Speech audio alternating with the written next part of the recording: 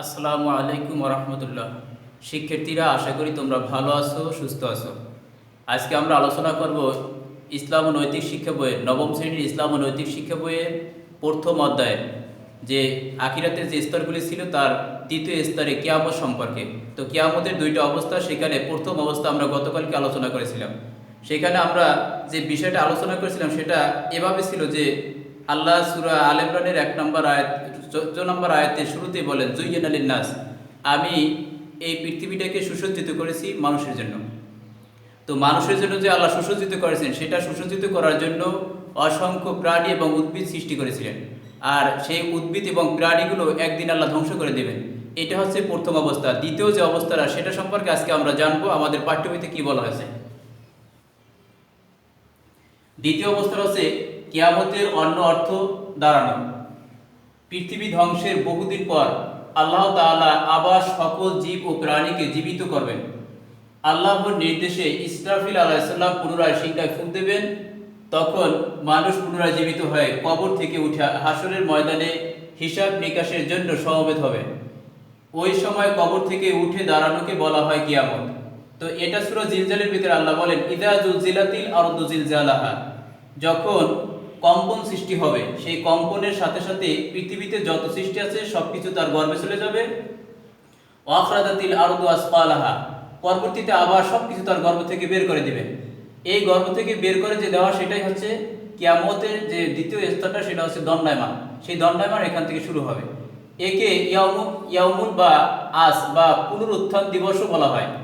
কিয়ামতের এই উভয়বিধ অবস্থা প্রসঙ্গে আল্লাহ তাআলা বলেন, ওয়ানুফিখা ফিস-সূরি ফাসাঈকা মান ফিস-সামাওয়াতি ওয়া মান ফিল আরদি ইল্লা মান শাআ আল্লাহু সুম্মা নাফিখা ফীহি উখরা ফাইদা হুম কিয়ামুন ইয়ানদুরুন। আর সিংহায় ফুঁক দেওয়া হবে, ফলে যাদের আল্লাহ ইচ্ছা করেন তারা ব্যতীত আকাশ মণ্ডলী ও পৃথিবী সকলে মূর্ছিত হয়ে পড়বে। অতঃপর আবার সিংহায় ফুঁক দেওয়া হবে, তখন তারা দণ্ডায়মান হয়ে তাহাকে তাকাতে থাকবে। এরপরে পরবর্তী যে স্তর, সেটা হচ্ছে হাসর। হাসর হলো মহাসমাবেশ। আল্লাহ তাআলার নির্দেশে সকল মানুষ ও প্রাণীকুল মৃত্যুর পর পুনরায় জীবিত হবে। সকলে সেদিন একজন আহ্বানকারী ফেরেশতার ডাকে হাসরের ময়দানে সমবেত হবে। এ ময়দান বিশাল ও সুবিন্যস্ত। পৃথিবীর প্রথম থেকে শেষ পর্যন্ত সকল মানুষই সেদিন এ মাঠে উপস্থিত হবে, একত্রিত হবে। মানুষের এই মহাসমাবেশকে হাসর বলা হয়। হাসরের ময়দান হলো হিসাব নিকাশের দিন, জবাবদিহির দিন।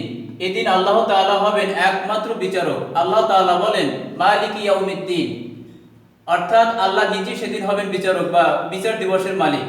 সেদিন সকল মানুষের সমস্ত কাজকর্মের হিসাব নেওয়া হবে। হাসরের ময়দানে মানুষ আমলনামা দেওয়া হবে। যারা পুণ্যবান তারা ডান হাতে আমলনামা লাভ করবে, আর পাপীরা বাম হাতে আমলনামা পাবে। তাহলে দুই শ্রেণীর মানুষ বিভক্ত হয়ে যাবে। যারা ভালো কাজ করবে তারা পাবে ডান হাতে, আর যারা খারাপ কাজ করবে তারা পাবে বাম হাতে। হাসরের ময়দান ভীষণ কষ্টের স্থান। সেদিন সূর্য মাথার উপরে একেবারে নিকটে থাকবে। মানুষ প্রচন্ড তাপে ঘামতে থাকবে। সেদিন আল্লাহ তাআলা আরশের ছায়া ব্যতীত আর কোনো ছায়া থাকবে না। 7 শ্রেণীর লোক সেদিন আরশের ছায়াতলে স্থান পাবে। এদের মধ্যে এক শ্রেণী হলো সেসব ব্যক্তি যে যৌবনকালে আল্লাহর ইবাদত করেছে। হাসরের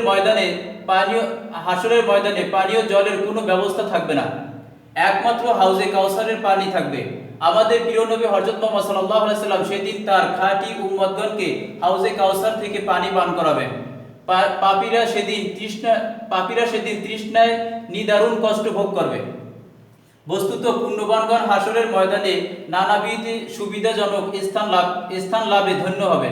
পক্ষান্তরে পাপীরা হাসরের ময়দানে কঠোর শাস্তি ভোগ করবে। তাহলে আমরা যে বিষয়টা জানলাম, যারা আল্লাহর আদেশ এবং রাসূল সাল্লাল্লাহু আলাইহি ওয়াসাল্লামের আদর্শ অনুযায়ী জীবনযাপন করবে, তারা সেই কিয়ামতের ময়দানে তারা শান্তিময় স্থানে অবস্থান করবে। মিজান অর্থ পরিমাপক যন্ত্র বা দাঁড়িপাল্লা।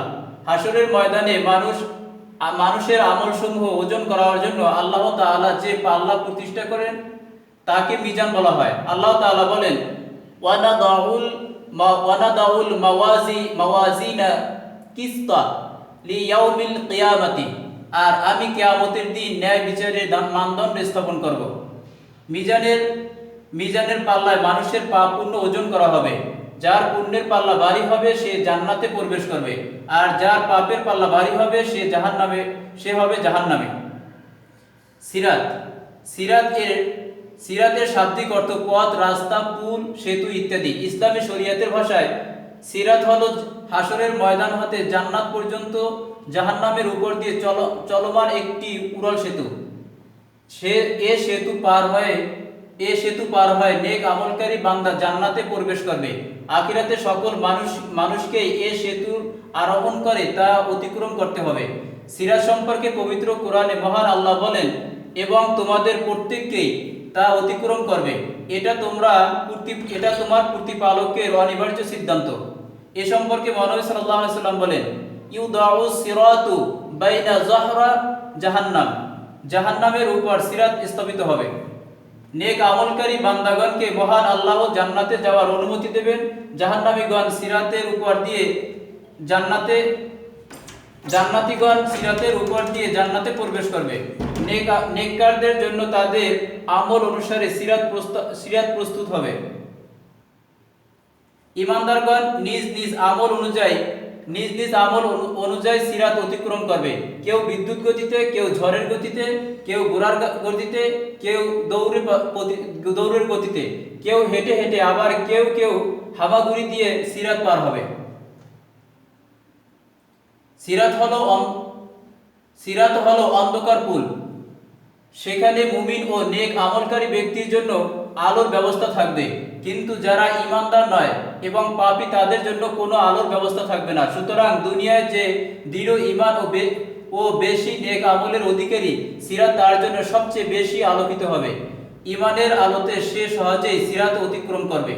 অন্যদিকে যারা ঈমানদার নয় এবং পাপী, মহান আল্লাহ তাদের জাহান্নামে যাওয়ার নির্দেশ দেবেন।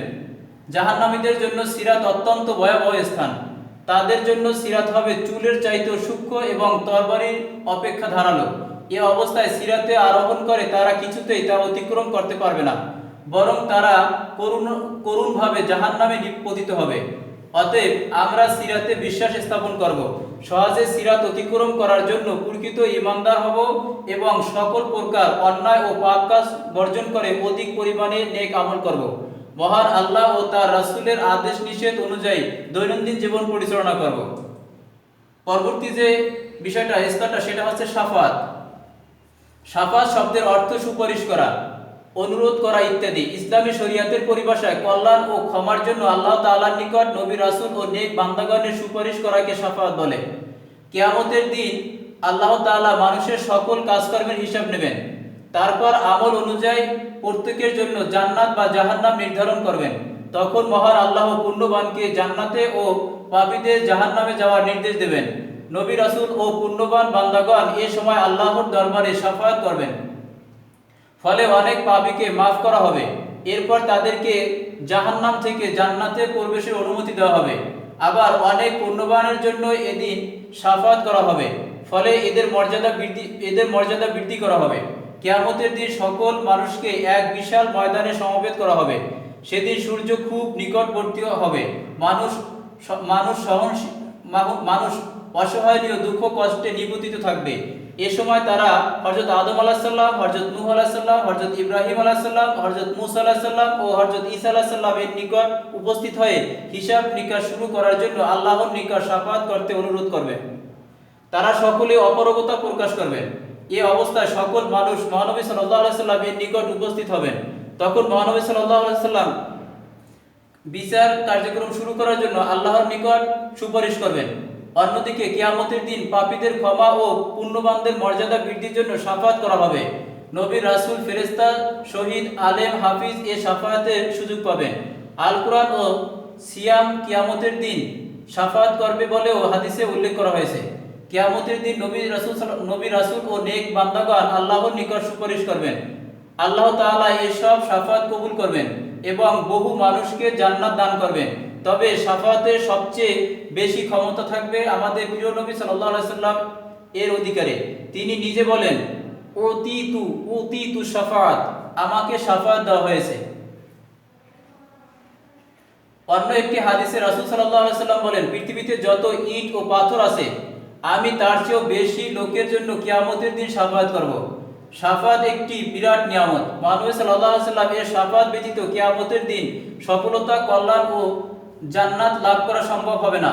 অতএব আমরা শাফাআতের বিশ্বাস স্থাপন করব, আল্লাহ ও তার রাসূল সাল্লাল্লাহু আলাইহি সাল্লামকে ভালোবাসবো, আল্লাহ ও তার রাসূল সাল্লাল্লাহু আলাইহি সাল্লাম এর আদেশ নিষেধ অনুযায়ী আমাদের জীবন পরিচালনা করব। তাহলে পরকালে আমরা প্রিয় নবী সাল্লাল্লাহু আলাইহি সাল্লামের শাফাআত লাভের ধন্য হয়ে জান্নাতে প্রবেশ করতে পারব। তো আমরা যে শাফাআতের কথা শুনলাম, এখানে শাফাআত দুই ধরনের, একটা হচ্ছে শাফাআতে সুগরা আর একটা হচ্ছে শাফাআতে কুবরা। তো শাফাআতে সুগরা হলো কিয়ামতের দিন যখন মানুষ হাসরের ময়দানে সমবেত হবে, তখন যখন সূর্য মাথার উপরে চলে আসবে, এই অসুস্থকর পরিবেশে যখন মানুষ আর থাকতে অনীহা প্রকাশ করবে, তখন তারা বিচার কার্যক্রম শুরু করার জন্য আল্লাহর কাছে সুপারিশ করার জন্য নবীদের কাছে যাবেন। আর এই সময় একমাত্র আমাদের প্রিয় নবী সাল্লাল্লাহু আলাইহি সাল্লাম সুপারিশ করতে পারবেন। এটাই হচ্ছে শাফাআতে কুবরা। আর শাফাআতে সুগরা হলো যে সমস্ত নেককার বান্দাগণ আল্লাহর কাছে এবং অন্যান্য নবীগণ আল্লাহর কাছে সুপারিশ করবে বান্দাদের মর্যাদা বৃদ্ধির জন্য এবং জাহান্নাম থেকে জান্নাতে প্রবেশের জন্য। এটাকে বলা হয় শাফাআতে সুগরা। এরপর হলো জান্নাত। জান্নাত অর্থ উদ্যান, বাগান, সুশোভিত কারণ। ইসলামী পরিভাষায় পরকালীন জীবনে পুণ্যবানগণের জন্য পুরস্কার স্বরূপ যে আরামদায়ক স্থান তৈরি করে রাখা হয়েছে তাকে বলা হয় জান্নাত। জান্নাতে সব ধরনের নিয়ামত বিদ্যমান। মুমিনগণ সেখানে চিরকাল অবস্থান করবে। তারা সেখানে তাদের পুণ্যবান মাতা পিতা, স্ত্রী, পুত্র, বন্ধু বান্ধব, আত্মীয় স্বজনদের সাথে মিলিত হবেন। তারা যা চাইবেন তাই সাথে সাথে লাভ করবেন। আল্লাহ তাআলা বলেন, সেখানে তোমাদের জন্য রয়েছে যা কিছু তোমাদের মন চায় এবং সেখানে তোমাদের জন্য রয়েছে যা তোমরা ফরমায়েশ করো। এটি ক্ষমাশীল পরম দয়ালু আল্লাহর পক্ষ থেকে আপ্যায়ন। বস্তুত জান্নাতের সুখ শান্তি ও নিয়ামত অফুরন্ত, এর বর্ণনা শেষ করা যায় না। এটি একটি হাদিসে কুদসিতে স্বয়ং আল্লাহ তাআলা বলেন, আমি আমার নেক বান্দাদের জন্য এমন সব নিয়ামত প্রস্তুত করে রেখেছি যা কোনো চোখ দেখেনি, কোনো কান কোনোদিন তা শোনেনি এবং কোনো মানব হৃদয় কখনো কল্পনা করতে পারেনি। আল্লাহ তাআলা মুমিনদের জন্য আটটি জান্নাত তৈরি করে রেখেছেন। এগুলো হলো জান্নাতুল ফিরদাউস, দারুল মাকাম, দারুল কারার, দারুস সালাম, দারুল মাওয়া, জান্নাতুল আদম, দারুল নাঈম ও দারুল খুলুদ। জান্নাতের চরম সুখের আবাস। দুনিয়াতে যারা ইসলামকে পরিপূর্ণভাবে অনুসরণ করে চলবে তারা পরকালে জান্নাত লাভ করবে। সকল কার্যক্রমে আল্লাহ তাআলার আদেশ ও রাসূল সাল্লাল্লাহু আলাইহি সাল্লাম এর সুন্নাহ অনুসরণ করলে জান্নাত লাভ করা সম্ভব হবে। আল্লাহ তাআলা বলেন, ওয়া আম্মা মান খাফা মাকামা রাব্বিহি ওয়া নাহান নাফসা আনিল হাওয়া ফাইন্নাল জান্নাতা হিয়াল মাওয়া। আর যে ব্যক্তি স্বীয় প্রতিপালকের সম্মুখে উপস্থিত হওয়ার ভয় রাখে এবং কুপ্রবৃত্তি থেকে নিজেকে বিরত রাখে, জান্নাতই হবে তার আবাস। অর্থাৎ যারা আল্লাহর আদেশ এবং রাসূল সাল্লাল্লাহু আলাইহি সাল্লামের নিয়ম অনুযায়ী জীবন পরিচালনা করবে তারাই একমাত্র এই জান্নাতের অধিকারী হবে। সুতরাং আমরাও জান্নাত লাভের জন্য সদা সর্বদা আল্লাহ তাআলাকে ভয় করব, তার আদেশ নিষেধ মেনে চলব, অন্যায় ও পাপ কাজ থেকে নিজেকে রক্ষা করে উত্তম চরিত্র গঠন করব। তাহলে মহান আল্লাহ আমাদের উপর সন্তুষ্ট হবেন, আমরা পরকালে জান্নাত লাভ করব। এরপরে স্থানটা হলো জাহান্নাম। জাহান্নাম হলো শাস্তির স্থান। পরকালে মুমিনগণের জন্য যেমন জান্নাতের ব্যবস্থা রয়েছে, তেমনি পাপীদের জন্য রয়েছে শাস্তির স্থান। আর জাহান্নামে হলো সে শাস্তির জায়গা। জাহান্নামকে নার বলা বা আগুনও বলা হয়। জাহান্নাম চির শাস্তির স্থান। এর শাস্তি অত্যন্ত ভয়াবহ। মানুষের পাপের পরিমাণ অনুসারে শাস্তির পরিমাণ নির্ধারণ করা হবে। জাহান্নামের আগুন অত্যন্ত উত্তপ্ত। রাসূল সাল্লাল্লাহু আলাইহি সাল্লাম বলেন, নারুকুম জুজউম মিন সাবঈনা জুজআম মিন নারি জাহান্নাম। তোমাদের এই পৃথিবীতে আগুন জাহান্নামের আগুনের 70 ভাগের 1 ভাগ মাত্র। তাহলে পৃথিবীতে যে আগুনের তাপ তার 70 গুণ বেশি হবে জাহান্নামের আগুন। এই আগুনে মানুষের হাড়, চামড়া, গোশত সবকিছু পুড়ে যাবে, কিন্তু তাতে তার মৃত্যু হবে না, বরং আল্লাহ তাআলার নির্দেশে পুনরায় তার দেহ পুনরবস্থায় ফিরিয়ে দেওয়া হবে, পুনর্বার তার পুড়ে দগ্ধ হবে। এভাবে পুনঃ চলতে থাকবে।